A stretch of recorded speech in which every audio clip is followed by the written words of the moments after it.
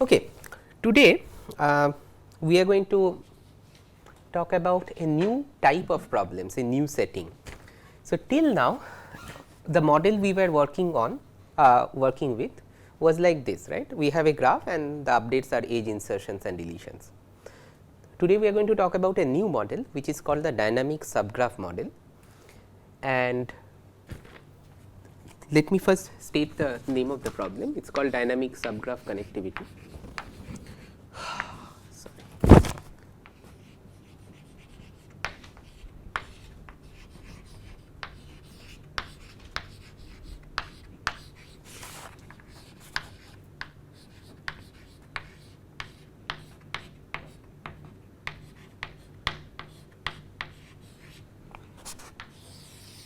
Okay. The model is as follows.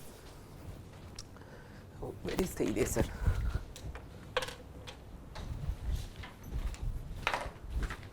So, you are given a graph G, and now the structure of the graph remains fixed. So, no edge is inserted or deleted whatsoever. However, at each time step a node is either turned on or off. So, the underlying network is fixed, something like this, say, and now currently say these 3 nodes are turned on, and next what I can do is in that next step I can say okay, turn on this node, or you turn off an already existing node that is on, and then maintain the solution on the nodes that are turned on. So, what is the difference? The difference is that here, as if you are maintaining the solution on a subgraph induced by the nodes that are on or active, and that is why it is called the dynamic subgraph model. So, what is different from the edge insertion deletion model? Here if you in one update step, it is as if you are inserting or deleting a node instead of an edge in the subgraph that you are concerned with. On the other hand, these node insertions, so of course, it is a much more general update, right, because in one update you are throwing in a whole lot of edges in the graph, all the edges that are incident upon this node and whose other endpoints are already active. So, in some sense the update times in this setting should only be larger, right, because in the earlier setting one update was just one edge insertion deletion. Here one update can be as many as n edge insertion deletions if this node that is being turned on and off has very high degree. On the other hand, you can use the fact that you already know the structure of the graph beforehand. Say for example, the absolute degree, the overall degree of a node in the graph regardless of whether it is turned on and off or off will not change, it will just remain the same. So, maybe you can use this information somehow, and we will see an algorithm that actually uses this information. So, is the model clear what this problem is about? So, now what is the subgraph connectivity problem? These are the updates, nodes are being turned on and off, they are active or passive, and maintain the connectivity information on the subgraph induced by the active nodes. So, the let me just define this thing. Update is turn on or off a node, and the query that you need to answer is with respect to 2 nodes u and v such that u v are on, and the query is are u v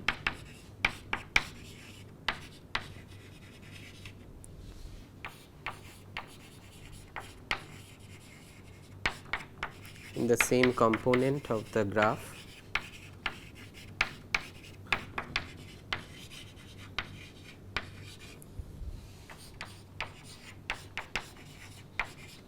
induced by the nodes that are on.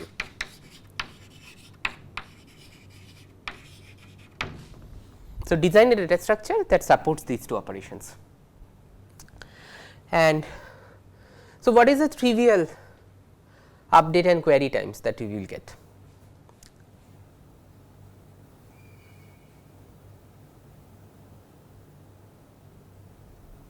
So, we already know a data structure for dynamic connectivity under the edge insertion deletion model, right.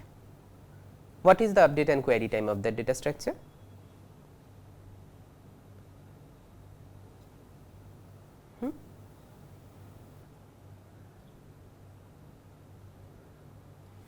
Anyone?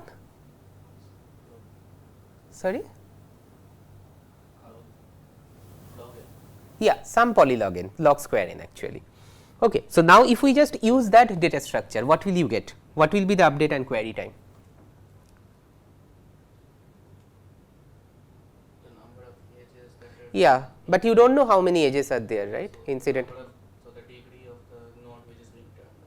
Yeah, and that degree can be as large as n, right. So, the query time, if you use that thing, will be tilde o of 1. Here this tilde o means it hides all the polylog n factors, and the update time will be tilde o of n, right, because a node can have n edges incident upon it, and when that node is turned on or off, you need to make so many edge insertion deletions into your dynamic connectivity data structure. So, today we will actually see a data structure that has the following guarantee. So, the update time is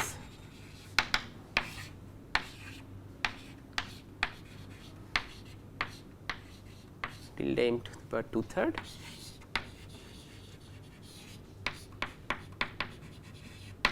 and the query time is this,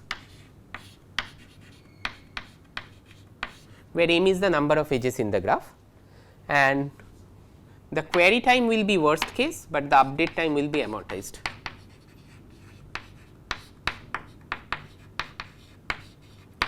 So, two things to note. First, if m is sufficiently small, if m is not too dense, if the graph is not too dense, this is better than this trivial update time. Okay.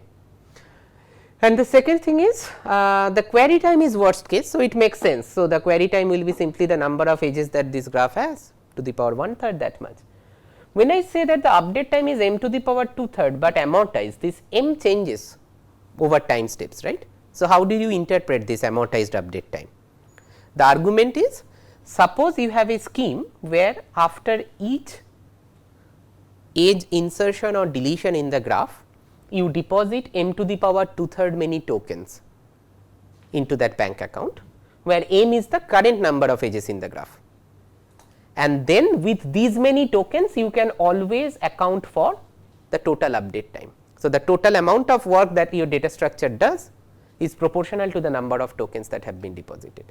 Then of course, in a sense this is amortized update time m to the power 2/3. Okay. Okay. So, let me just erase this part. And one other thing to note is that this dynamic subgraph model has nothing to do with the specific problem under consideration, right. I mean, the model is fixed, node updates, and the underlying structure of the graph remains the same. So, you can ask different types of questions in the same model, I mean say matching, vertex cover, not on, I mean this has nothing to do with the problem of connectivity in particular, but I just wanted to present this paper to highlight that there is also this related model that is sometimes studied in dynamic graph algorithms. Okay. So, let us just try to build some quick intuition on this problem. Suppose we just consider either the incremental setting or the decremental setting. Let us say decremental setting. So, nodes are only getting deleted and you are happy with amortized update time, right. So, what kind of bound can you get?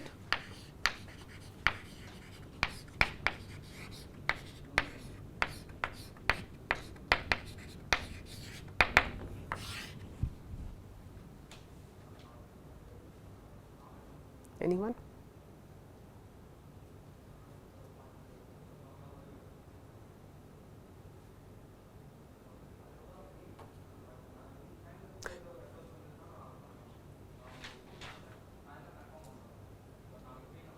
a node just gets deleted, what will you do?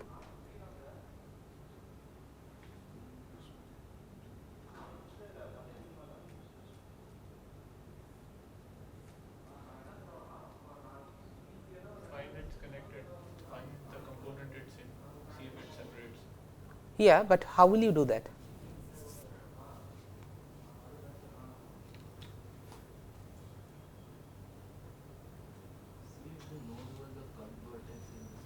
But how will you check that? You can just plug in the dynamic connectivity data structure that you know for edge insertion deletion. Suppose you just plug that thing in. So, when a node gets deleted, what you do? You have that data structure as a black box, and you just look at the incident edges on that node and just go ahead and delete all these edges from that black box data structure. So, what will be your amortized update time? Huh? Sorry? Why? Why? Because you are deleting all the incident edges that will be end of them. Okay, anyone can say anything better?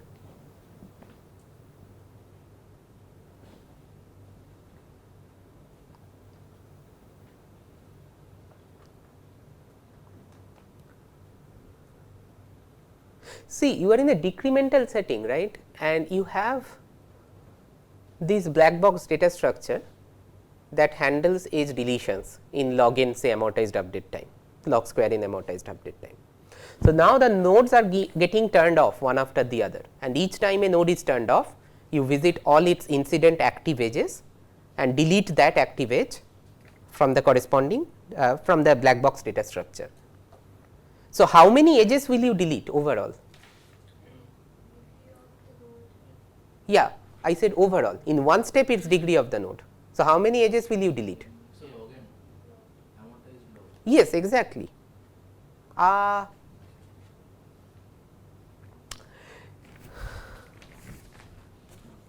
Yeah. So, the thing is, so the total update time will be m log n. Is this clear?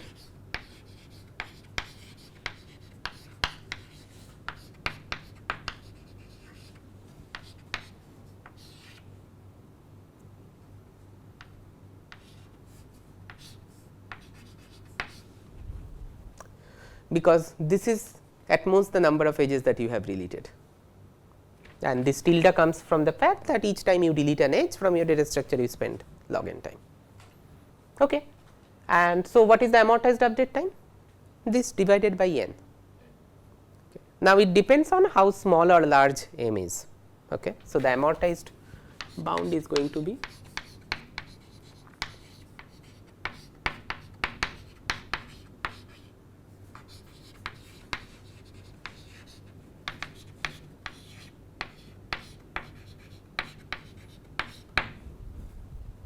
okay. Now, what are we going to do is this? We are going to use this observation and try to extend it somehow. So,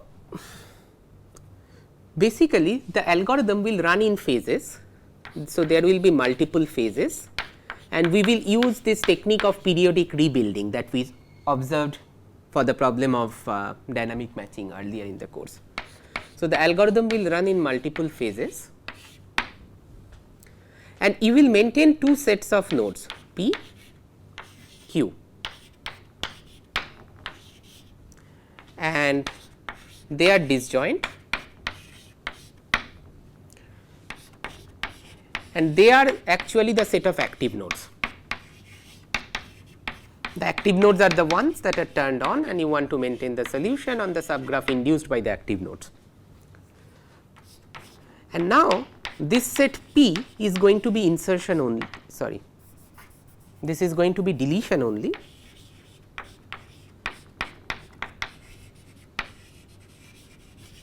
and this set Q is going to be both insert delete. And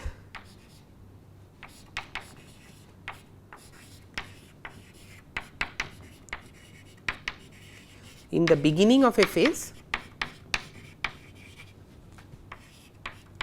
you will have P equal to the set of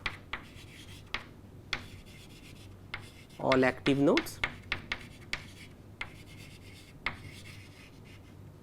and Q will be empty. So, what does this mean? A phase is just a contiguous sequence of of node updates, okay? And the length of the phase will be decided later on. However, we will use the following framework.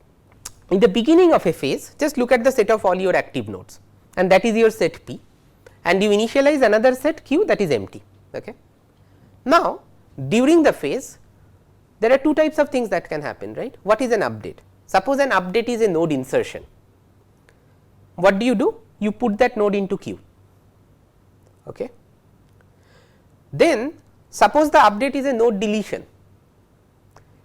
If that node is in Q, you just delete it from Q, and if that node is in P, you just delete it from P.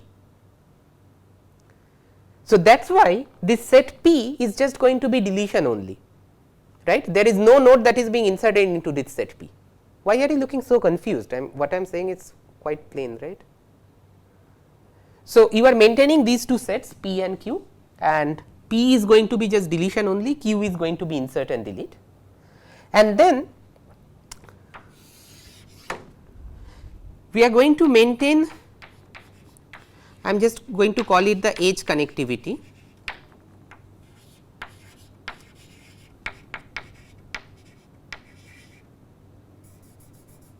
Okay, so actually from maintain edge deletion, yeah.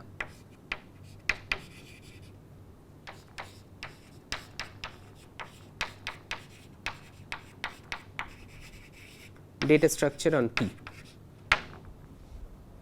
and patch it up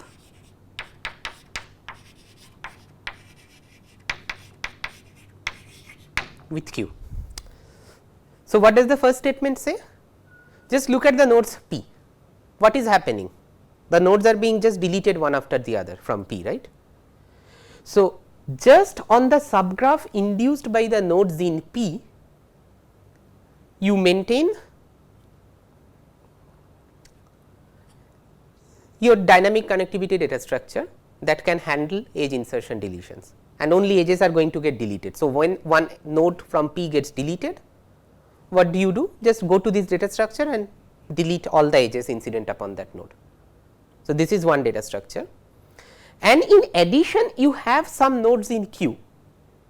So, you need to patch up whatever you are doing on the node set P with whatever these nodes Q are.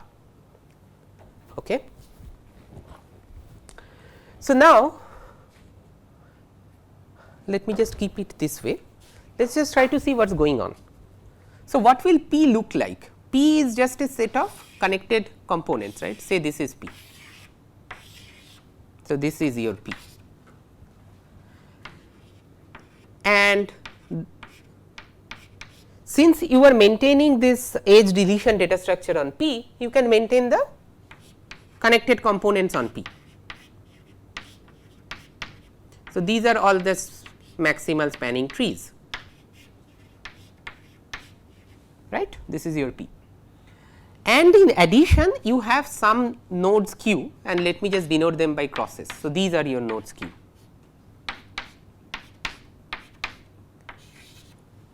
These are the points Q, and your active subgraph currently is defined by these components in P and these nodes in Q.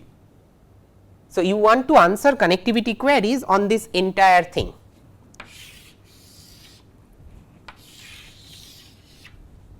Okay. So, first of all, if the connectivity query is on two nodes that are both within the same component of P, what can you do? You can just quickly go to this edge deletion data structure on P and you can answer the fact, you can get the fact that they two are in the same component. Okay. But the point is that two nodes might be in different components in P, or two nodes might be Q, and they might still be reachable from each other. How do you get that fact? So, what is the most obvious thing to do? You need to maintain a graph, we will call this graph G star, on these nodes Q and the components in P, okay, such that by if you answer connectivity queries on G star, you will be able to answer the connectivity queries in the original graph G. So, what edges do you need to have in G star? I can tell you one edge, one sort of edges that you do need to have. If there are two nodes U and V and they have an edge between them in G and they are in Q, then that edge must be in G star, right, because you need to preserve the connectivity information. This is one edge, and suppose there is an edge between U and some node that belongs to some connected component in P. So, the actual edge in the graph was say between U and this node X here, but since in G star this node X is not present, this component is present as a node, you will just add one edge from U to this connected to the corresponding connected component that contains X. Let us say that is C x. Okay.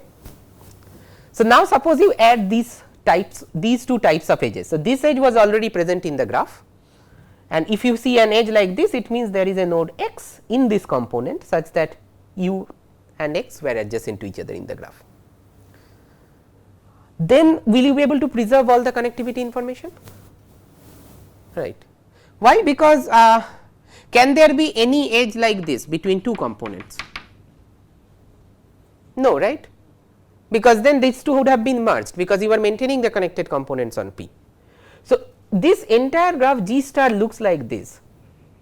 These components, component nodes, they are isolated from each other. No two component nodes are adjacent to each other, and there are edges between nodes in Q and from nodes to the components. Okay. Yeah, question. This node from U to this component C, Mm-hmm. do you also need to store the multiplicity information? No, just one. Actually, no, you do not need to store the multiplicity information, because even if there are multiple edges, just one edge is fine, right. So, the question is this: suppose now a connectivity query comes, and the connectivity queries may be of different types, right. So, let us say the connectivity query is of the following type, that answer, let me erase this, let us say this is V. Two nodes U and V both are in Q, are they connected to each other? What will you do? Just answer, run the maintain G star, you maintain it as an edge deletion data structure, no, edge insert delete.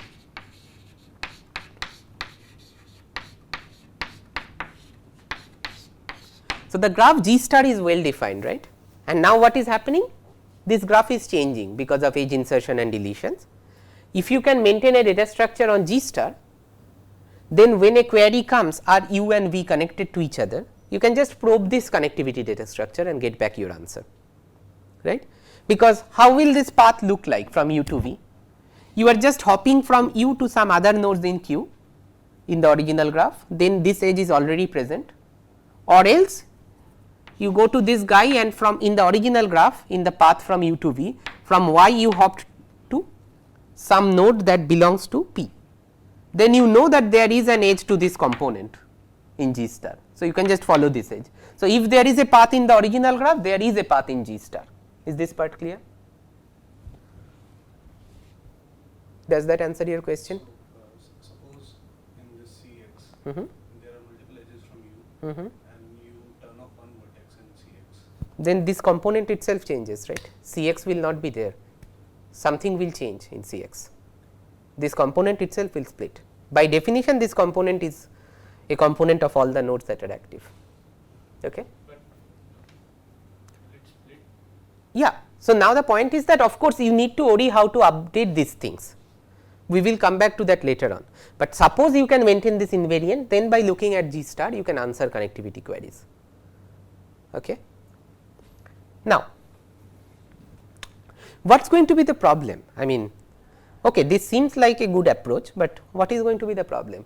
Query is not a problem, right, because if you are maintaining this G star and you are doing a query, what will be the query time? Log square n or log n, right. The problem will be this: suppose I now delete a node from Q. Okay.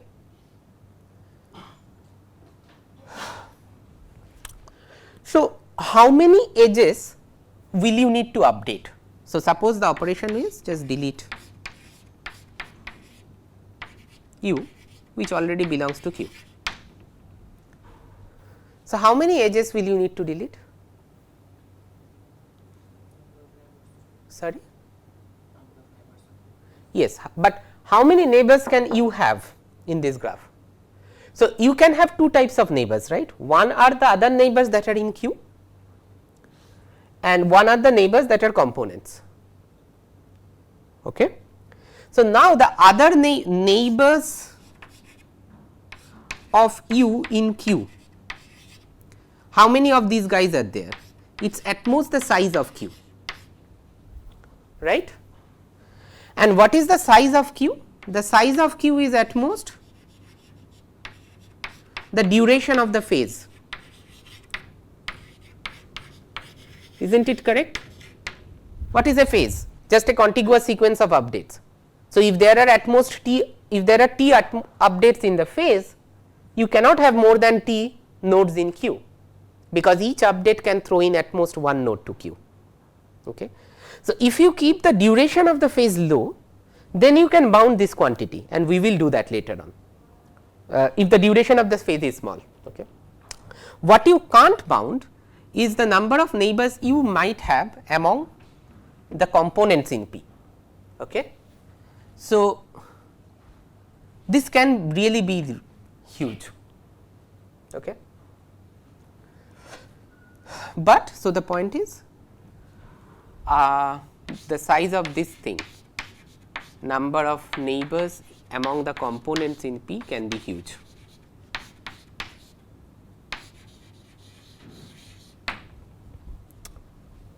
Okay.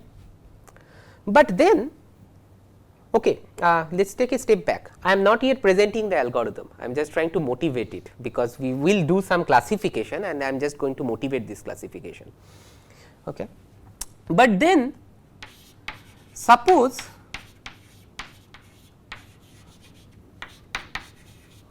all the components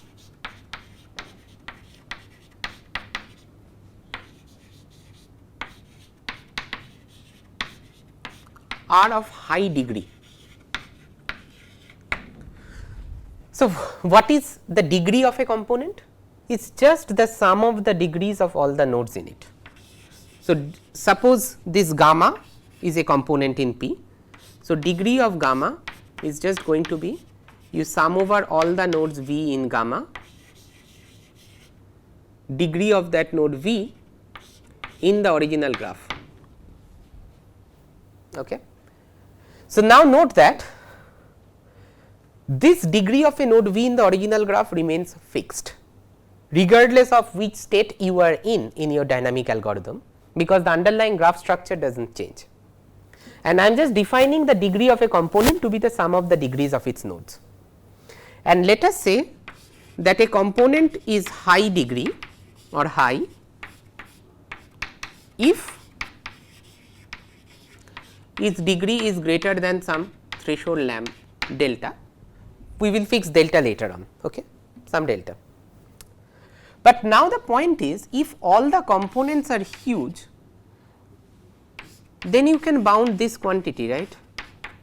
Number of neighbors of U in P is at most the number of components in P, and how many components can be there in P if all the components are huge?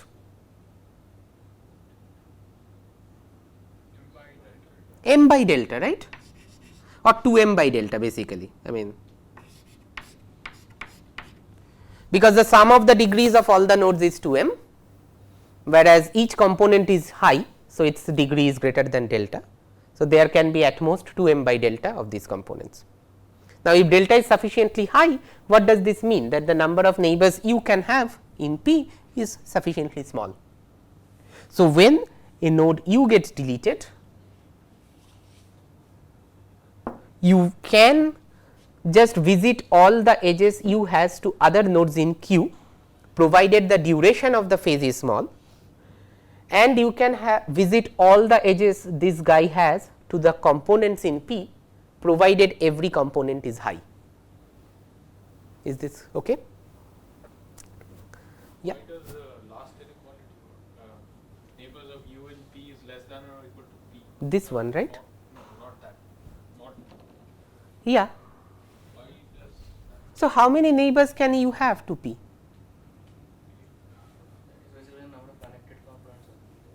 Yeah, size of P just means number of connected components in P. So, n of u just refers to this C x is a neighbor of u and not an individual x. Okay. But that will hold even if degree is not No. not that. Okay, so you're with the in that condition you are getting the last inequality. Yes. Okay. Okay. So, now the point is we will ensure that the duration of a phase is small enough, so that q is small, and we know how to deal with the high components, but the low components will still be there, right. I mean, we somehow need to deal with the low components. I mean, it is not going to be the case that all the components are going to be high. Okay. So, what are you going to do is, for that the main idea is going to be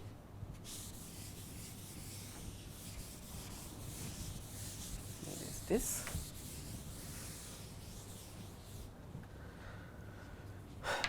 So, a component gamma is low if we know that its degree is less than this threshold delta, right. So, we are just going to apply standard shortcutting trick. It is called shortcut the low components. I am just going to write it down like this.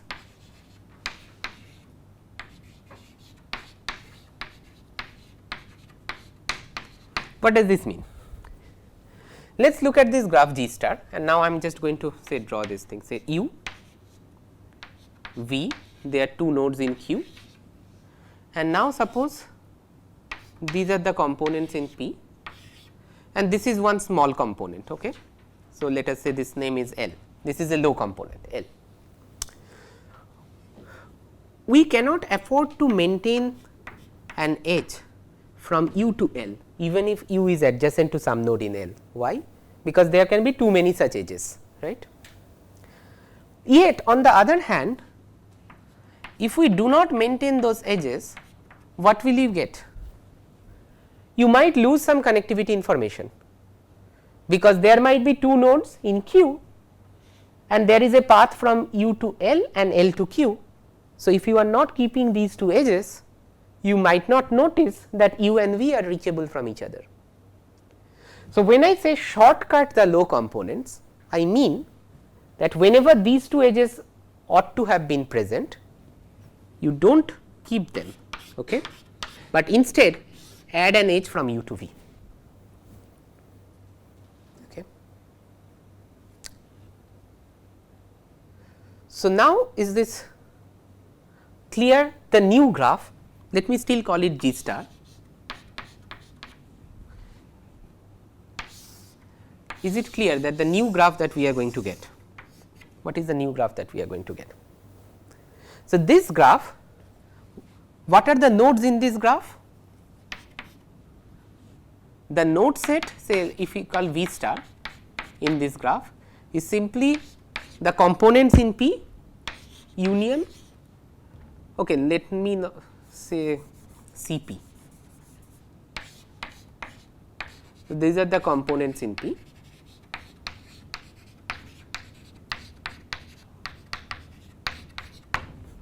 union q. So, these are the node sets.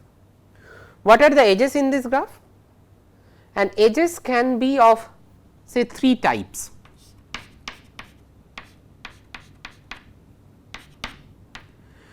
Type 1 edges are between q in the original graph. So, what does this mean? A type 1 edges is of the following form: there is a node x in q, there is a node y in q, and there was an edge between them in the original graph G. So, this edge carries over to E 1 star.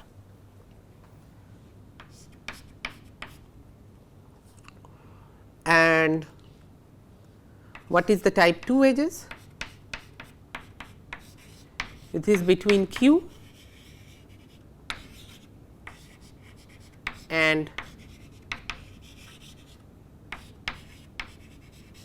high components in P. So, what does this mean?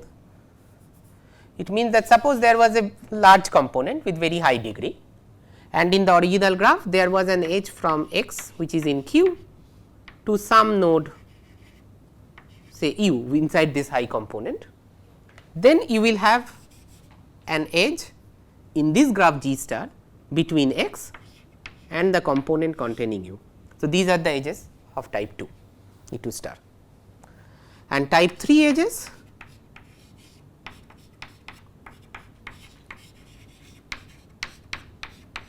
are the shortcut edges for low components.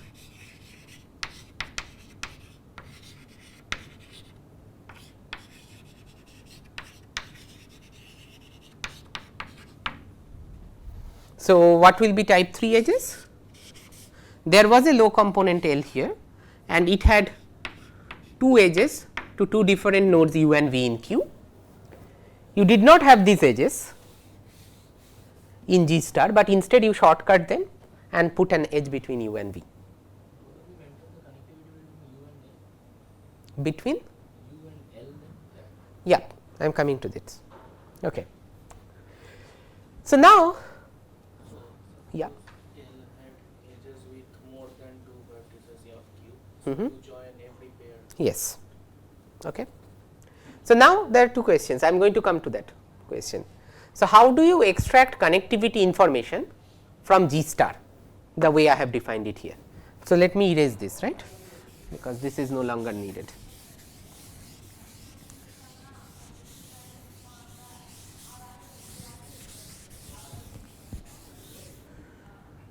Suppose the query connectivity query is u v, where both u and v are in q.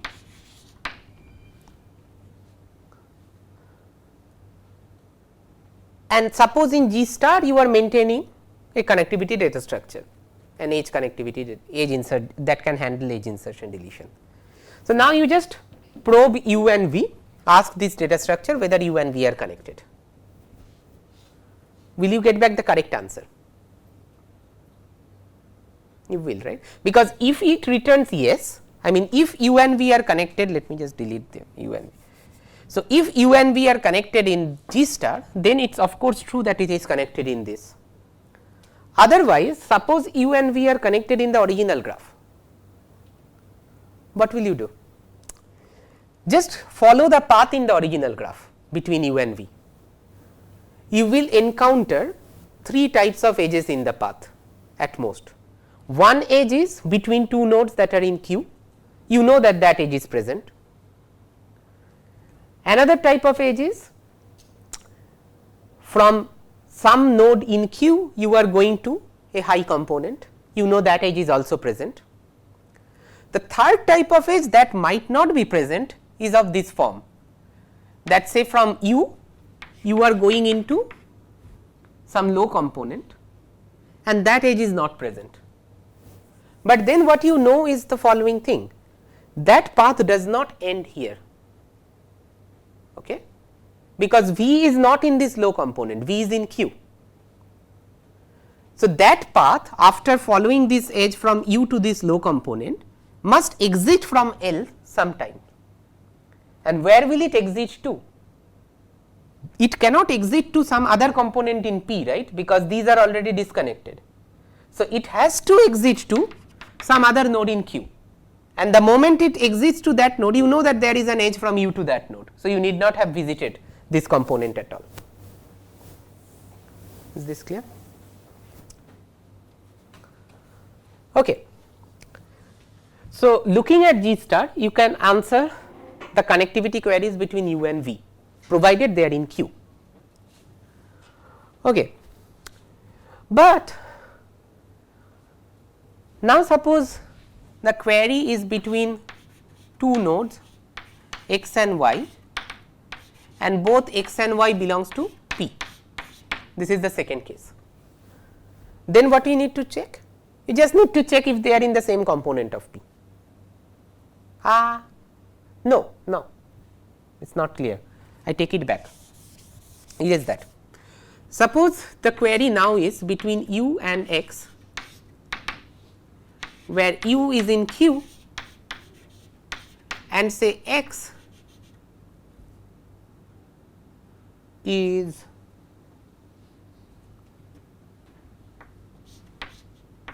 X belongs to some high component.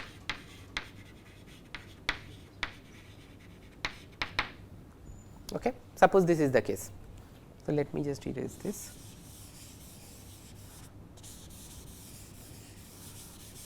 So, U is a cross. So, U belongs to Q.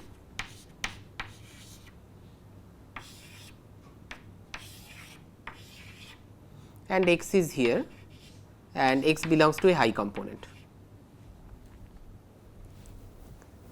Okay. Then if there is a path from U to X, can you recover this path in G star? You can, right, because again just follow the edges in this path. If the edges are of this form between two nodes in Q, you know it is present. If the edges is of this form from Q to some high component in P, you know it is present in E2 star. The third type of edges is between from some node in Q to some low component, but since your destination X is a high component, you know that that edge is not the end of it. There is a following edge where you are coming out of that low component and it will get shortcut. Is that clear? Now, let us just look at this third type of query, U and Y, where you say U belongs to Q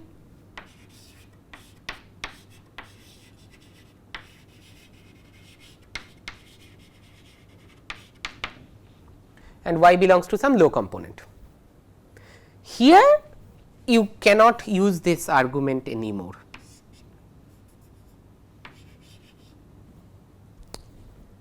What can be the problem?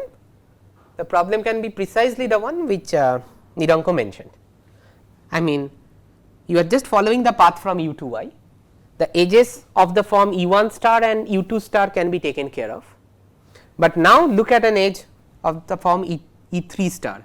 So, you just followed this path and now you are at some node, say U prime, and now there is an edge like this in this graph, but since this component is low, this edge is missing from G star, and since this is your end of the path, you are not going to get out of this thing any further, and the shortcut edge is not going to help you, you are going to miss this component anyway. Okay. So, what will you do? What can you do?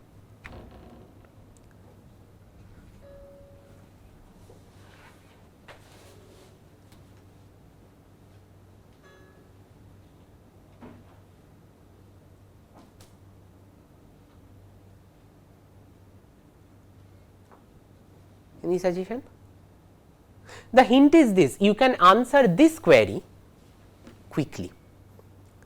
So, if the query were between two nodes in Q, then you could have answered it quickly, and the problem is this query when one endpoint is low. So, the point is, can you convert this query into this? Do you see any way out for doing that?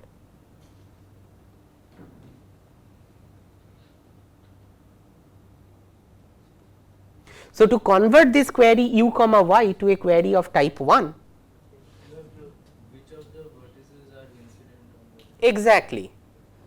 So, now you know that y is in a low component. So, what is its degree? The total degree of this component is delta.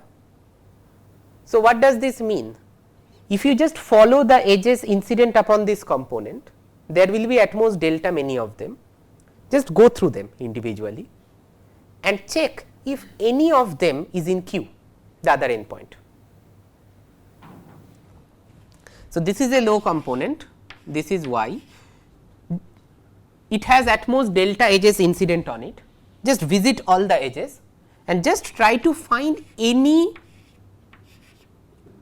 other node V which is in Q and it is adjacent to this component.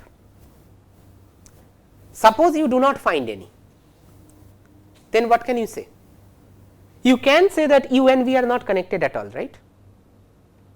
Because if there is no such edge y v where V is in Q, that means there is no way to get out of this small component, this low component, because this cannot be connected to any other big component, right? It can only be connected to some nodes in Q. So, if you cannot find any such node V, you just output no. Otherwise, you found such a node V, then what will you do? Just run this query on U to V, because you know if you can reach V from U, then you can just follow this edge.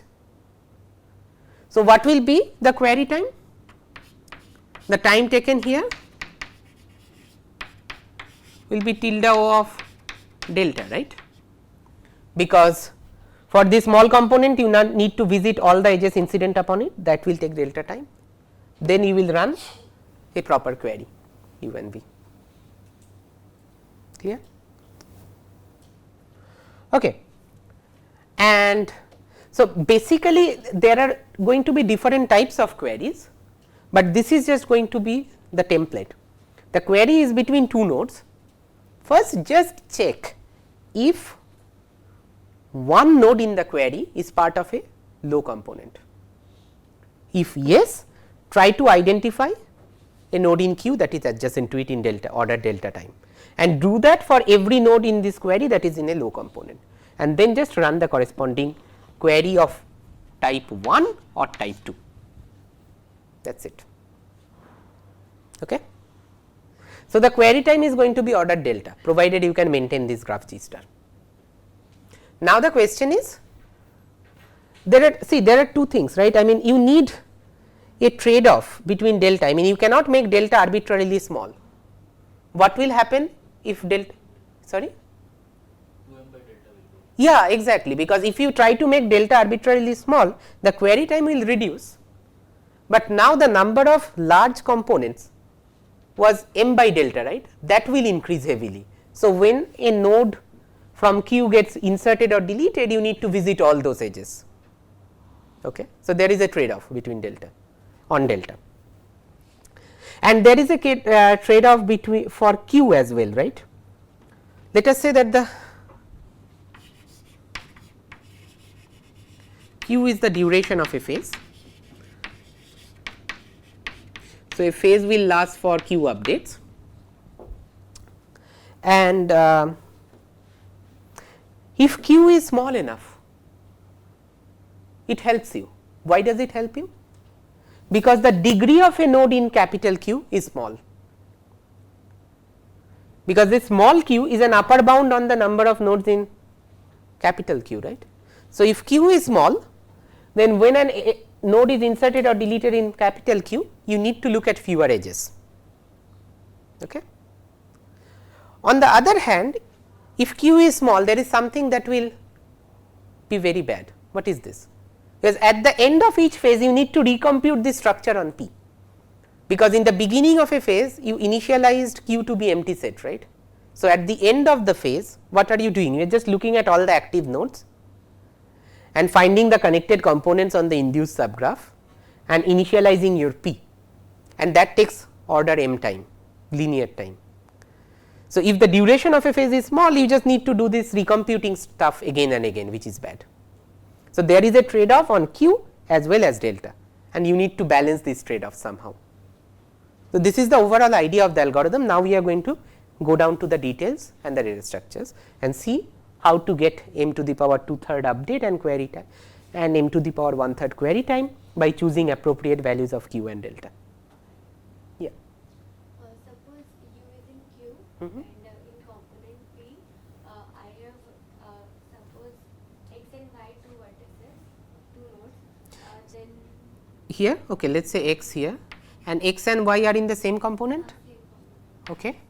So if in G u is connected to both x and y, Mhm. but we will make only one edge here from x to this component.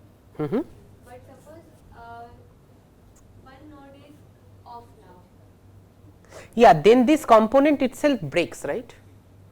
Yeah. So how will we maintain the connectivity from u to that component?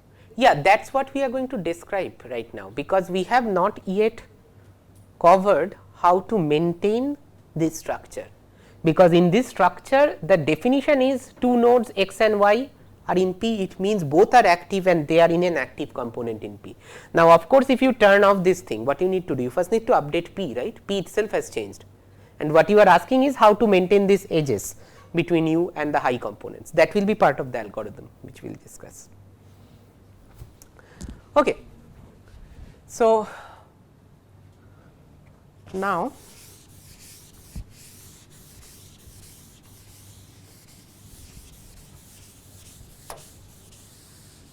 From u to a low phase, this one that y to v, this is in the original graph G, right? u to a low phase Yeah. here, okay. Let us say u prime and this is say v, okay. Yeah, this vertex that we are taking v, the edge v u prime. Mm-hmm. this It is is in the original graph, yes, We are going and checking delta edges in the original graph Yes. and then coming back. yes. Because the classification of low and high components are with respect to the degrees in the original graph, okay.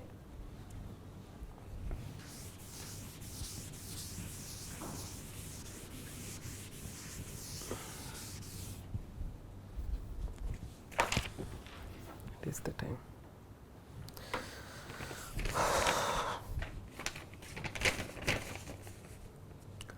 Okay, so the data structures are as follows.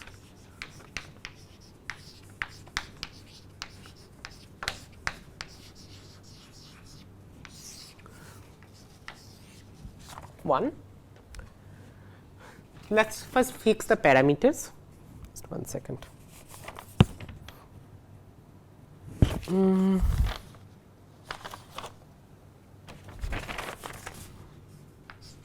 Delta, this parameter based upon which we are classifying the components into large or small, this is going to be m to the power 1/3, okay. And q is going to be m by delta.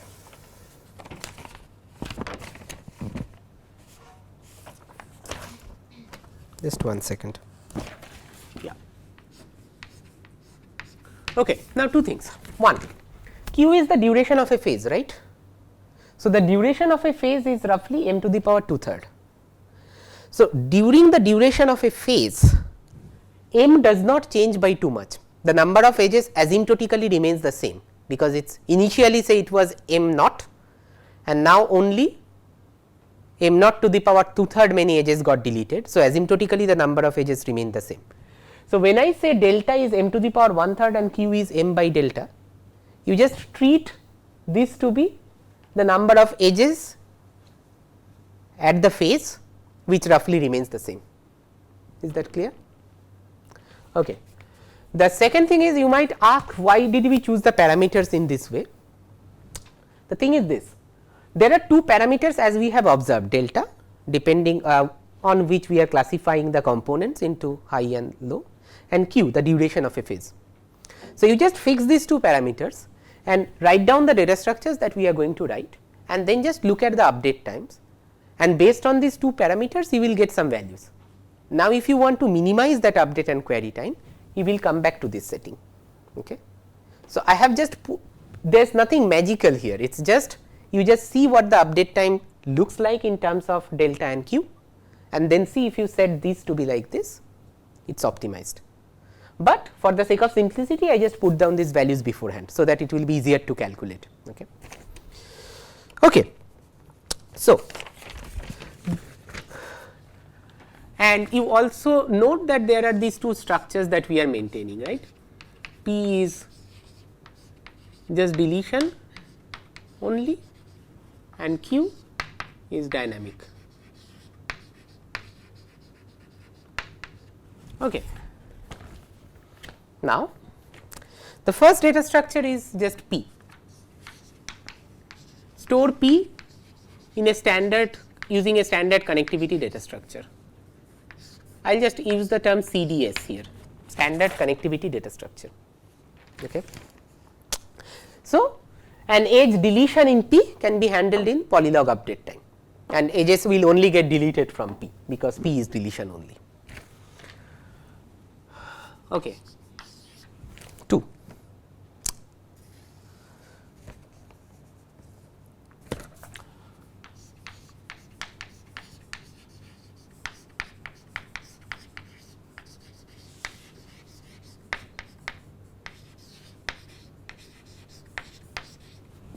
You maintain a bipartite multigraph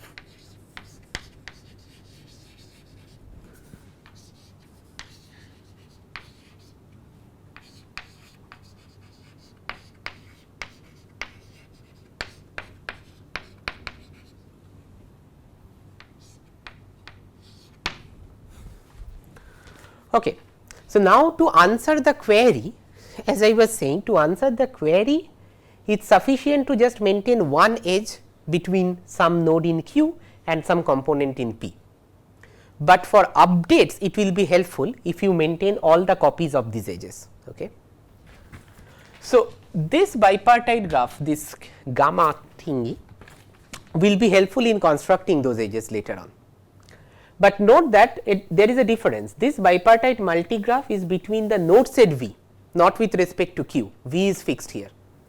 So, what does this gamma look like? It looks like this. On the one side, you have the nodes in the original graph V. On the other side, you have the components in P, right. So, this is the components in P. And now look at a component gamma and look at a node U. If there is an edge between U and X, where X is some node in gamma in the original graph, then you just add one edge between U and gamma, and this is a multigraph. So, if there are many such X's, there will be many such edges between U and gamma. So, this is how this multigraph look like, and we will use this multigraph to maintain the edges between Q and the high components. Okay. Now,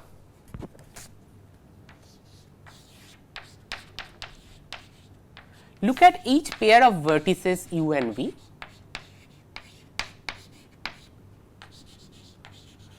For them, you just maintain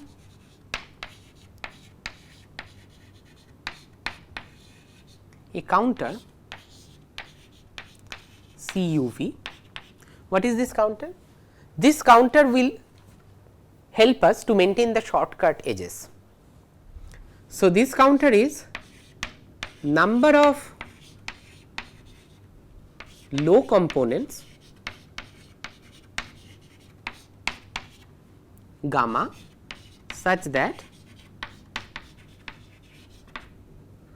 both U gamma and V gamma belong to this multigraph in step 2. So, what does this mean? If this counter is non-zero and if both U and V are in Q, then there will be a shortcut edge between them, right. Okay. And 4, the graph G star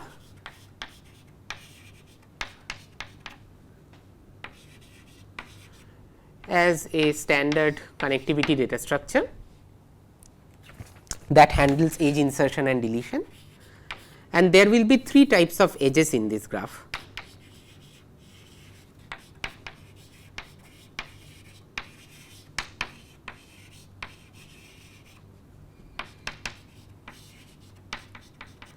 And what are the nodes in G star? Nodes in G star are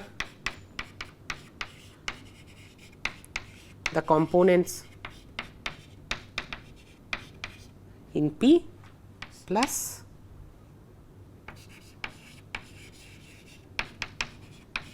so this is just the graph G star that I just described. Okay. And there are 3 types of edges. Type A edges is if there is an edge in the original graph and both the endpoints are in Q, then it implies that this edge is also part of the edge set. Type 2 edges is this edge is present in the graph, U is in Q, V is in a high component gamma, then the edge between U and gamma is also part of the graph.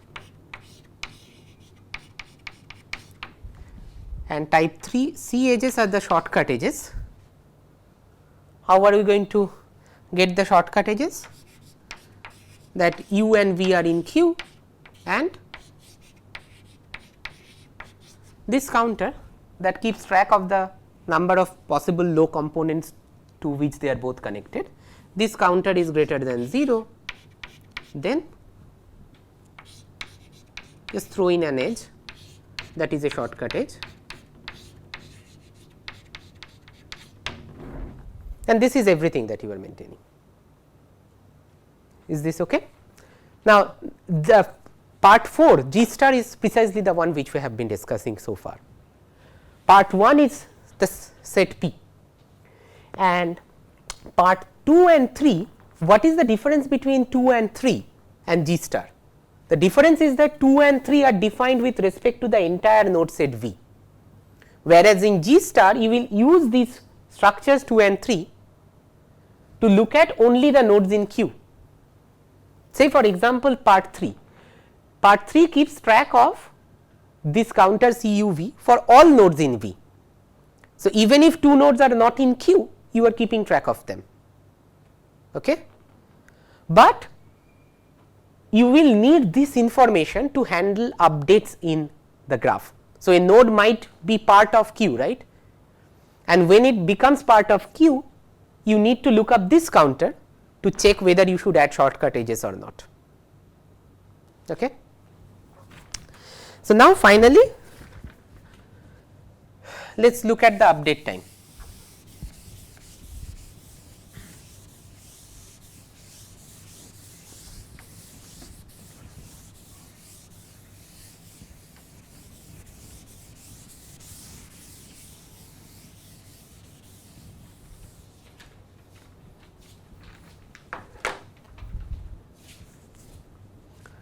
Okay. So, update time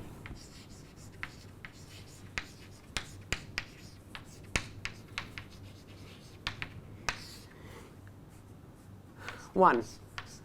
What is the pre-processing that you are doing at the beginning of a phase?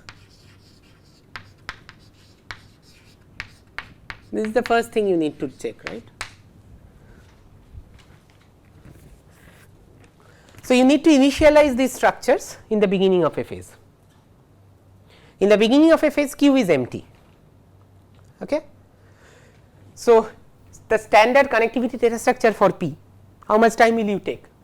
Linear in the number of edges, right? I mean, you can just build all the spanning forests in P, that is order M.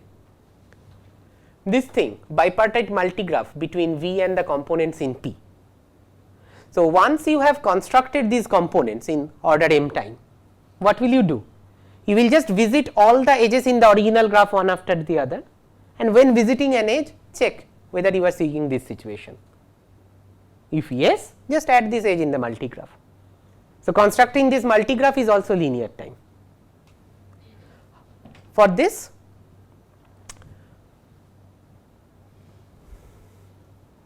all these counters how much time will you take?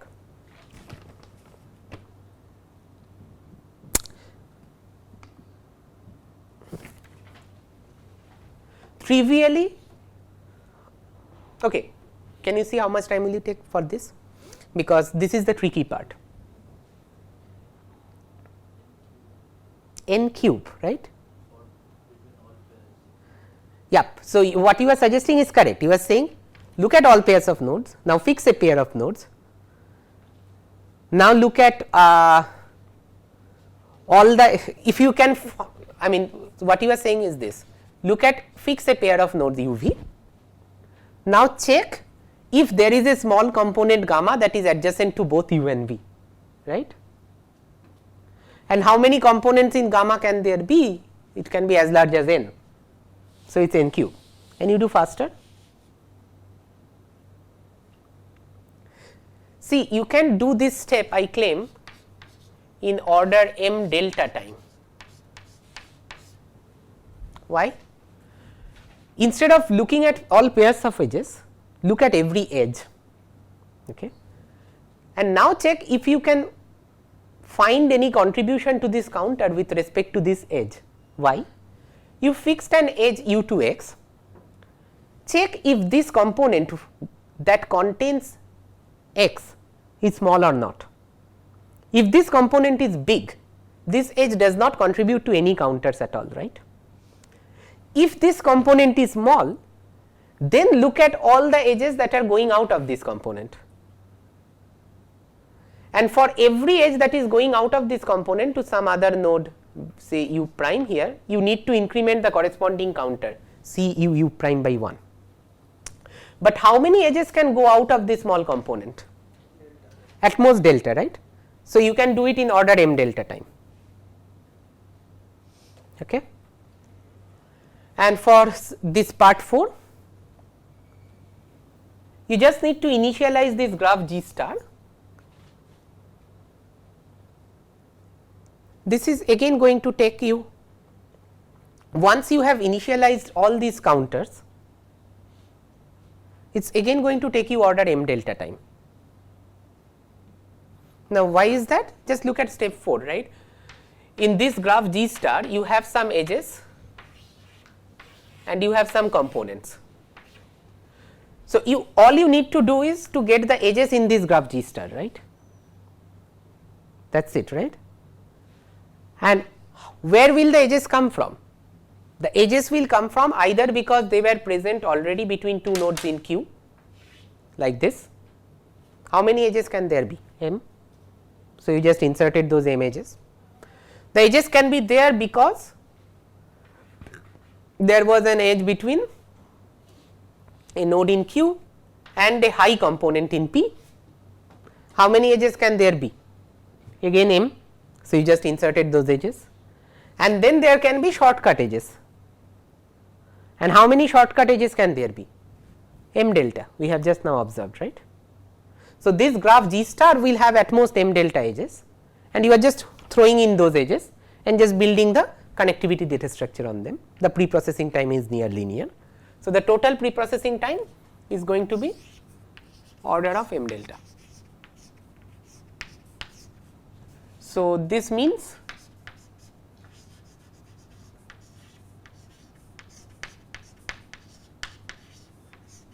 amortized time. What is going to be the amortized time? You are going to do this step only after not q by delta, q is the duration of a phase, right. You are going to do this pre-processing after every q updates. So, the amortized time becomes this divided by q, and what is q? M by delta. So, if you divide by m by delta, you are going to get order of delta square. And what is delta? Delta is m to the power 1/3. So, this time is as expected. Clear? Sorry, how many shortcut edges will you have? M delta, right. But there can be at most, okay.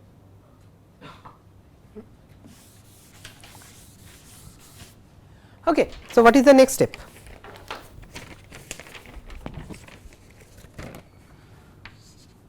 The next step is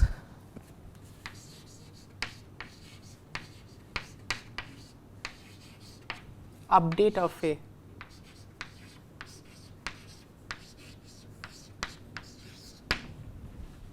so when this happens, either you are turning on a node and this node goes to queue, or there is a node in queue and you are turning it off. So, how much time will it take?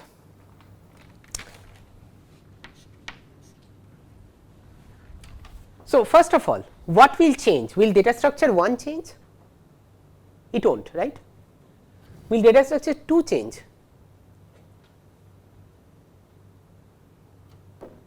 2 will not change, right? Because 2 is defined with respect to the components in P, which remain unchanged because you are handling a node in Q, and the left hand side is the nodes in the original graph V.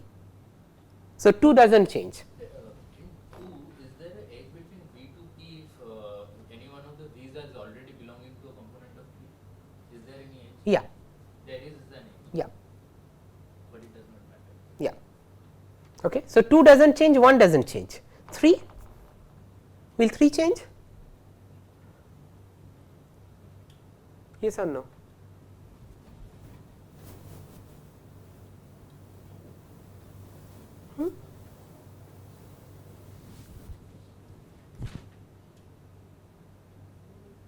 Sorry? It should not change. Yeah, again it is defined on every pair of nodes in V, right, and the counter is defined with respect to the low components gamma. So, the components in P does not change, they do not change, and these counters will not change. So, 1, 2, 3 does not change. The only change that will happen is in 4. And what is happening in 4? So, there is a node X in Q and it is getting deleted or inserted. So, certain number of edges will get inserted or delete, will get inserted or deleted. So, how many edges will get inserted or deleted? Huh? So, okay, let us just, how many edges are there? There are 3 types of edges, right? Type A, type B, type C. So, how many type A edges will change?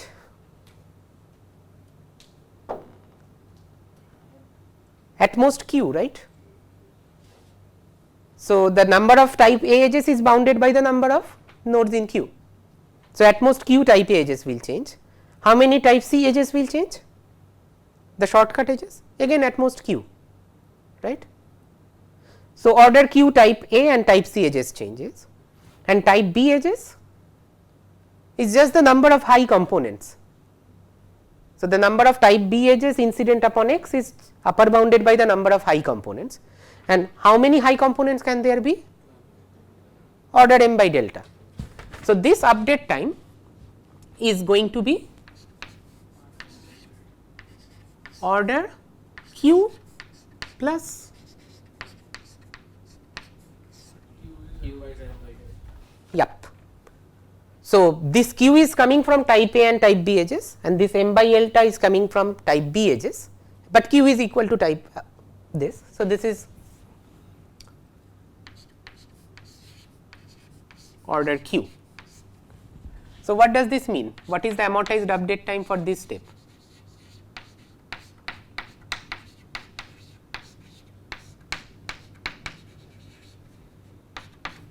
Anyone? Constant, because the duration of the phase is q. Oh, no, I take it back. The amortized update time is this, because each update of a node X in Q takes order q time, right. So, in the worst case, the duration of the phase is q and all those updates can be of this type. So, the total time will be q square, you divide it by q and again you get q. So, amortized update time is going to be order q, but what is q? Q is m to the power 2/3, no, because delta is m to the power 1/3 and q is m by delta. So, this is also order. Okay.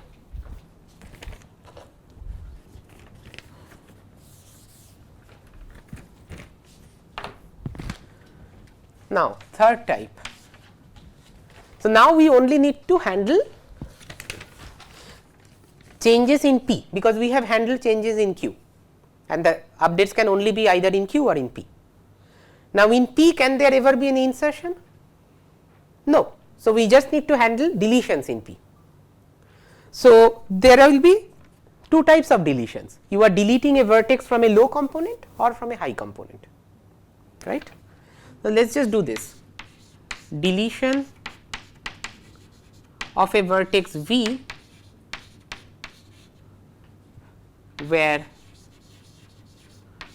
gamma is a low component. So, for which what is the update time?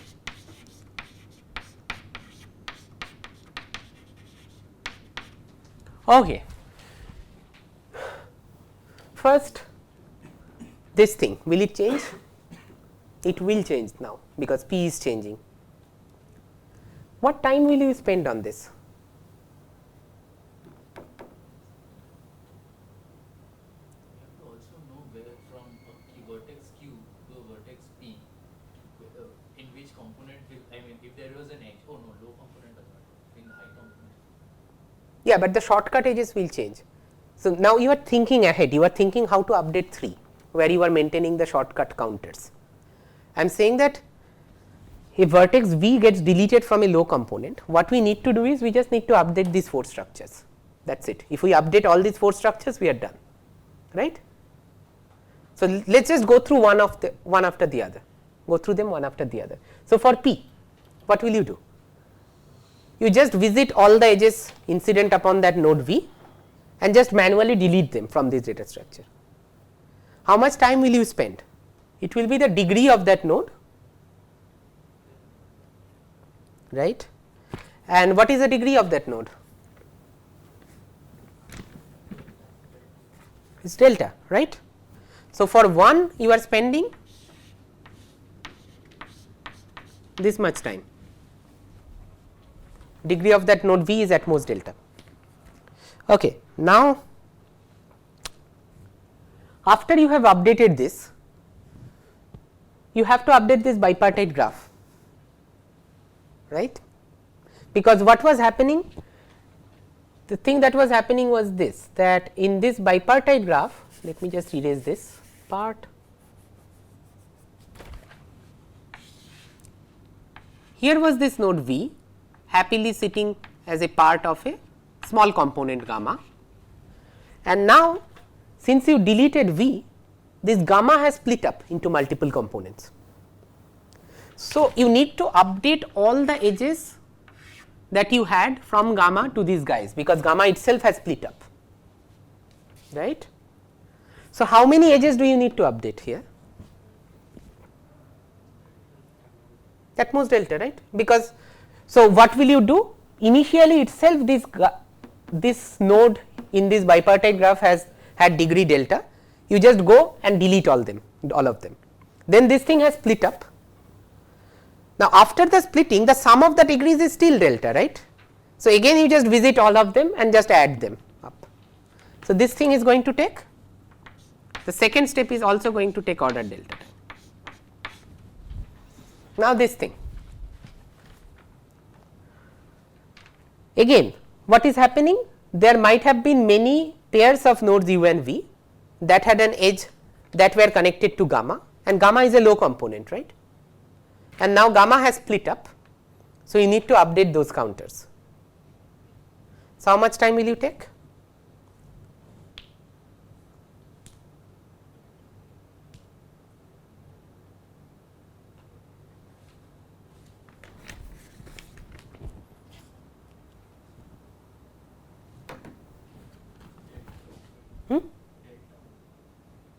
It will be delta square. I will explain why. So, here was gamma, here was V. First of all, what was the contribution of gamma, total contribution of gamma towards these counters? So, there were delta edges at most coming out of gamma, right. So, look at every such pair of edges. How many pairs can there be? Delta square, right. For every such pair, it was contributing 1 to that counter of Cxy. If you just look at this counter, it was contributing 1, and there were delta square such pairs. So, what you need to do to update the counters? Again, just look at all the edges that are coming up, take all possible pairs, and first decrement these counters by 1, because now gamma is no more. Okay? And then gamma has split up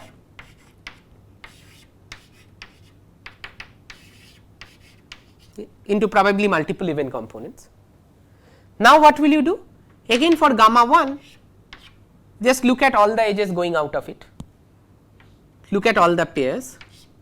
From gamma 2, look at all the possible pairs going out of it, and just visit these corresponding counters. So, if this is x 2 y 2, just visit that counter and increment this counter C x 2 y 2 by 1. Now, this time how many counters will you visit? Again delta square, right, because it is just at most the number of counters you visited initially, because the set of edges incident upon these nodes in gamma remain unchanged, right. So, this will be order delta square, and this part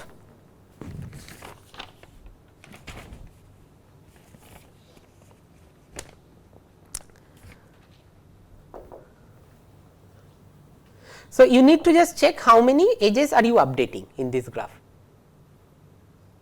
So, how many edges are you updating?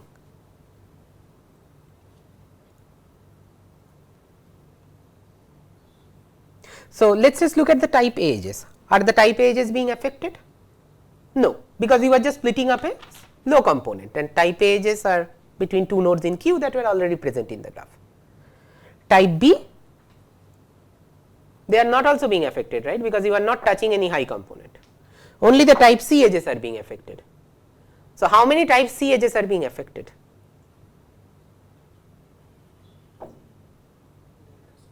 Delta square again, using exactly the same argument, because each type C edge is a shortcut edge, and how many shortcut edges could have been present before? Delta square, and how many shortcut edges will come into existence afterward? Again delta squared. So, updating structure 4 also takes time, order delta squared, right. So, what is the total update time that we have observed? It is order delta squared.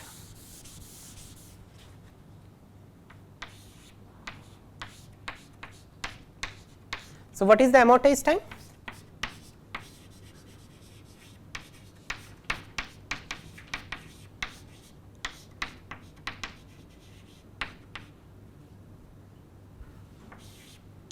It's ordered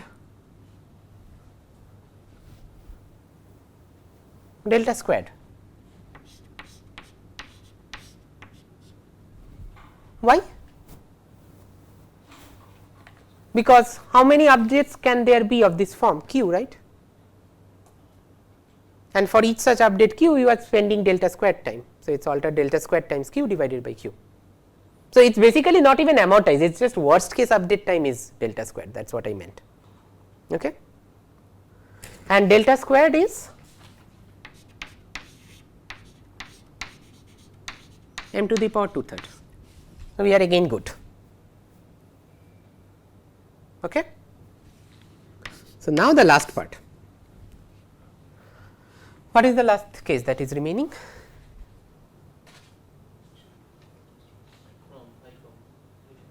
Yeah, deletion of a node from a high component in P.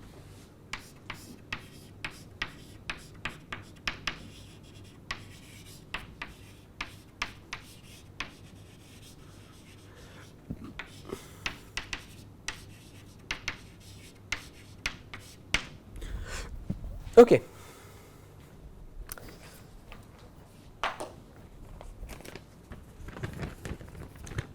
Now, here is the thing, what you need to do this. First, data structure 1 will be updated, right.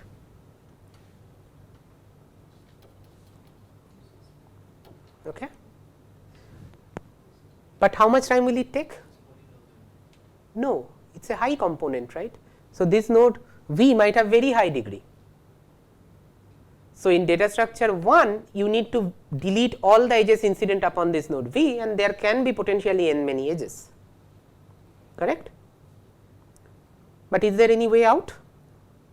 I mean, I am claiming that this is not bad enough, this is not bad, this is okay. Even if you do that, it is going to be okay. Why? Can you see why?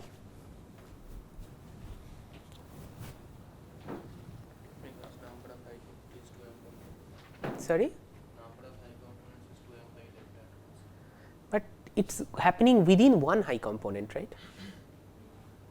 So, what is the bad case? The bad case is that this gamma is a high component and the degree of V within gamma is n, order n, and when you are updating the data structure 1, you are going ahead and deleting all the edges incident upon gamma, right, and you are spending n polylog n time.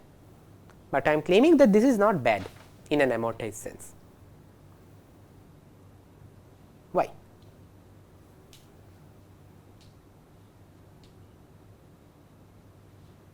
Let us call this a bad event. Okay? Let us call this a bad event when you are deleting a node from a high component and you are updating this data structure 1. Okay?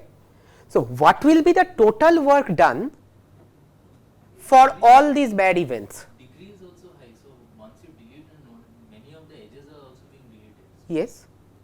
That will contribute. Yeah, but the point is that, okay, is this definition clear? I call it a bad event when this thing is happening and you are updating data structure 1.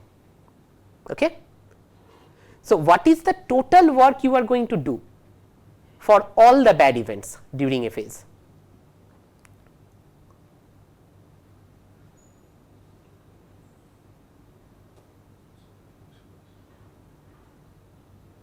How many components does it split in? It can be anything, it can be n. What is the bad event? I said it right now, right, that Just deleting a high degree vertex. Right? deleting a high degree vertex in this data structure 1.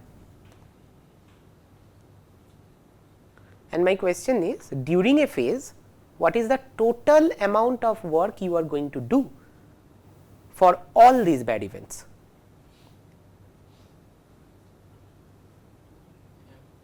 M polylog n, because once you delete a node from P, it is never going to come back, right. So, just look at this data structure 1. What are you doing? You are just deleting edges from this data structure, and once you delete an edge from this data structure 1, it is never going to come back because P is deletion only. So, the total amount of bad work that you are doing for updating 1 is order m. So, the amortized time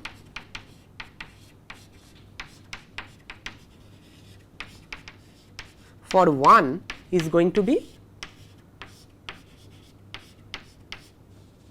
sorry, order m by q. Okay? And what is m by q?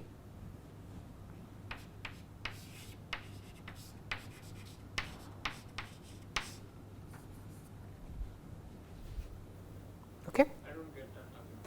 M polylog n.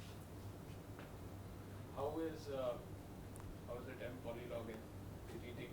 I mean, this, you are looking at the sum of all the bad events, and you're saying you delete. How many edges did you delete? For that, it's m polylog n, the total time. But how does that carry over to this? I mean, you're deleting a vertex. And you're then looking at the total number of edges you need to delete to. How are you maintaining 1? What is 1? What is the data structure 1? Okay, you're to delete a vertex, you're just deleting the one. Okay. So, M by 1 by 3. oh, m by q, oh sorry, but this is better than m to the power 2 by 3. Okay. But now this is the most interesting part. How will you do delete 2?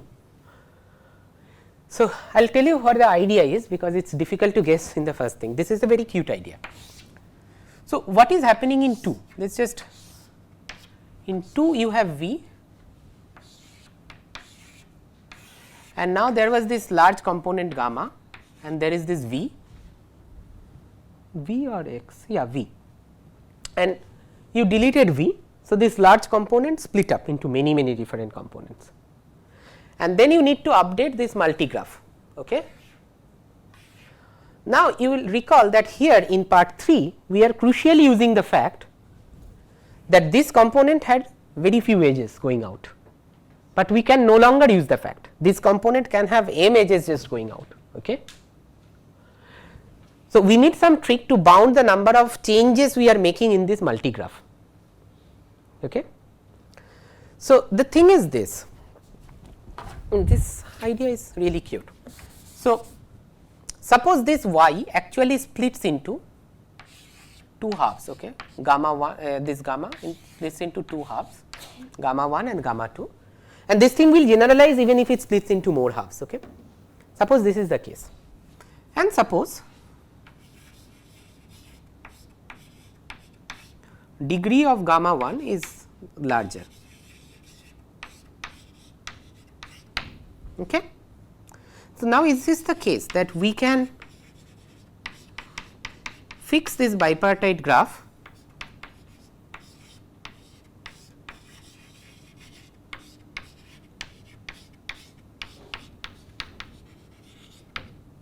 so the total degree is gamma 1 plus degree of gamma 1 plus gamma 2, right, the number of edges that can come out of it, but I am saying that you do not need to look into the edges coming out of gamma 1. Sorry. Yeah. So, how can you do that? So, initially this was your graph. Now, you know that you have split this into gamma 1 and gamma 2. How do you know from? You know it from data structure 1. Now, what are you going to do? You are going to visit all the edges incident upon gamma 2. Some of them might be internal edges or whatever. No, not internal, because this is. So, you are going to visit all the edges that are coming out of gamma 2. Now, look at any such edge and suppose its other endpoint is say u. What are you going to do? You are going to decrease u's degree to gamma by 1 and increase u's degree to gamma 2 by 1, because this edge earlier were contributing to the degree between u and gamma, right. And then finally, you just replace the degrees, just replace the name of gamma by gamma 1. Is this clear? And there is, you are not using the fact that gamma 2 is the smaller component here, you can do it with gamma 1 as well.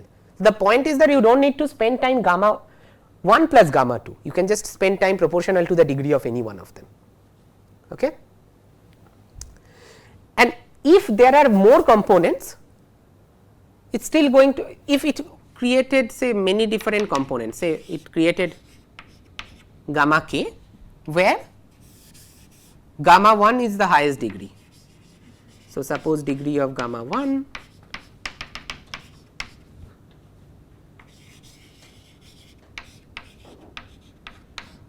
then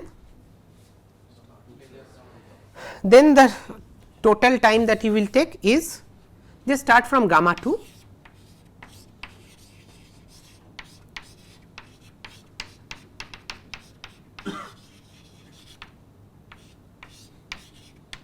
gamma k.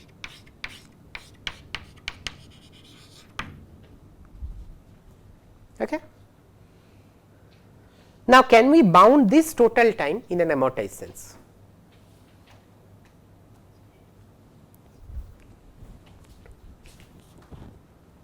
Okay, it will be over in 5 minutes.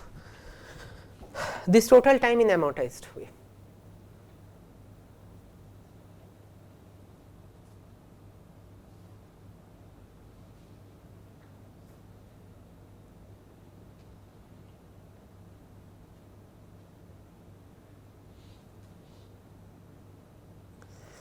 See, the point is this time you can charge to all the edges that are coming out of gamma 2 and gamma k, right. What is this time? This time is simply proportional to the number of edges incident upon these components from gamma 2 to gamma k.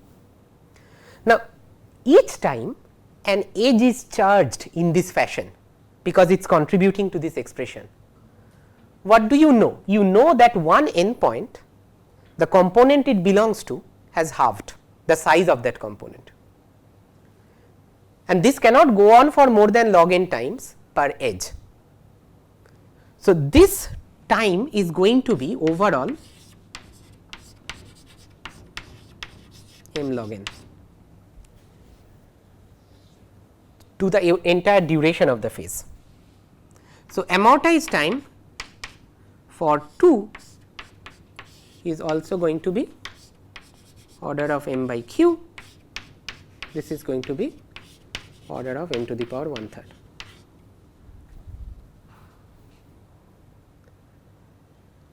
And amortized time for 3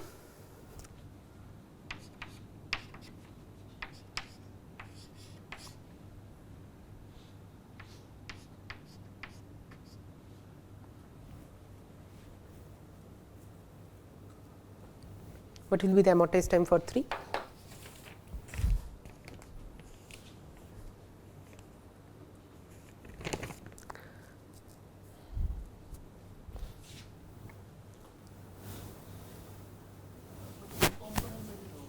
We are not touching the low components. No, I mean, how is it still decreasing? No, it is because just look at this edge, right. Say this edge is between u and y or something. So, this edge is contributing to this sum. Now, before this, in this edge y was part of a component whose size was gamma 1 plus gamma 2 plus gamma k, and now y is part of a component whose size is just gamma k. So, this is also halved, right, at least halved if not more. Okay. So, part 3, maintaining these shortcut counters. So, the thing is initially gamma was big and now some of these counters, some of these components remain big and some become small. So, let me just erase this, yeah. So, gamma 1, gamma 2, these are in decreasing order of their degrees, right. So, suppose this part remains big or high, whatever we are calling this, and this part becomes low.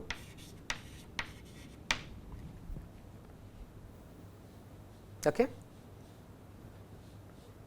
So, I mean in the worst case each of them can become low, right.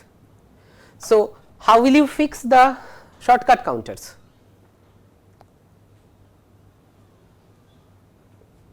For each of the components that become low, so let us just fix this guy, say lambda gamma j, this has now become low.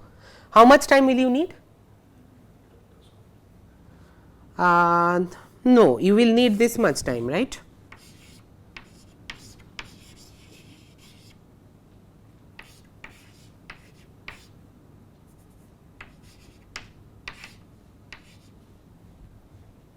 It is the same argument. This is gamma j. How many edges are coming out of it? Degree of gamma j. Take every pair of such edges. Let the other endpoints be x and y. The counter for x and y needs to be updated, needs to be increased now. And how many such pairs can be? Order of degree of gamma j square, right? And now, sorry, this is lambda square. What is lambda? Delta square. Yeah, this is delta square, but you won't get a good bound like this. What you do is next you say that this thing is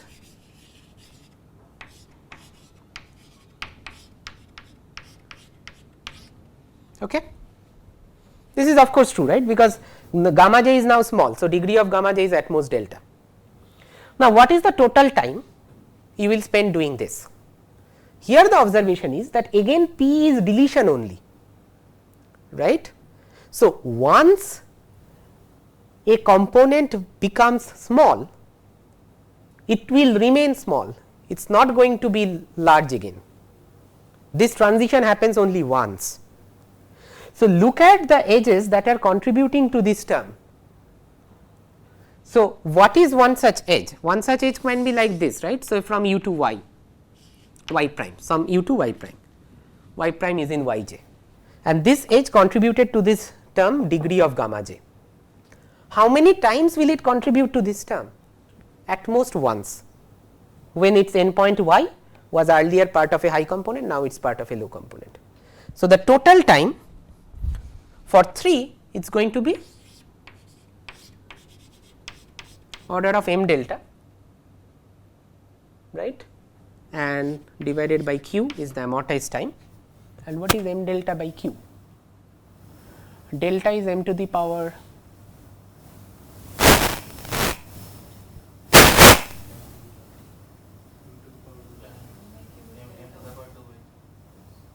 this is still going to be m to the power 2 by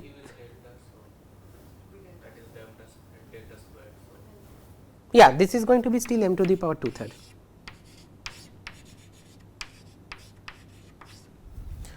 Why? Because m by q is delta, and so this is delta squared, and delta squared is m to the power 2/3, and that is it, right. We have covered all the update times. Okay. And so, all the possible ways in which you might have to update, just look at what the amortized time is. It is always m to the power 2/3. So, the total update time is m to the power 2/3, and the query time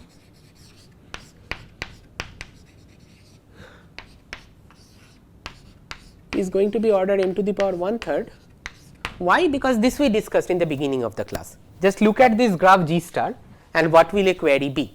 If the two nodes are already in Q, it takes just polylog n time, but if one node is part of a low component in gamma, you need to check all the edges going out of it, try to find a node Q adjacent, node in Q adjacent to it, and do that, and that is why it is going to be order m to the power 1/3. We just discussed it. So, this is the result. Query time is order m to the power 1/3 and the update time is m to the power 2/3. Okay, and this is based on a paper. Let me just write down the paper. It is called Dynamic Connectivity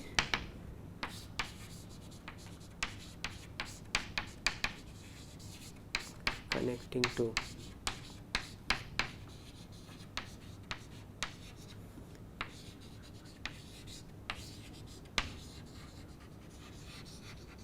network and geometry by Chan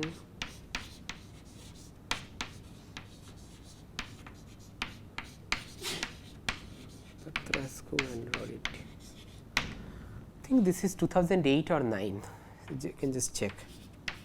If you just Google this thing, you will just find it out. I think it's 2009 Fox, if I am not mistaken. Okay.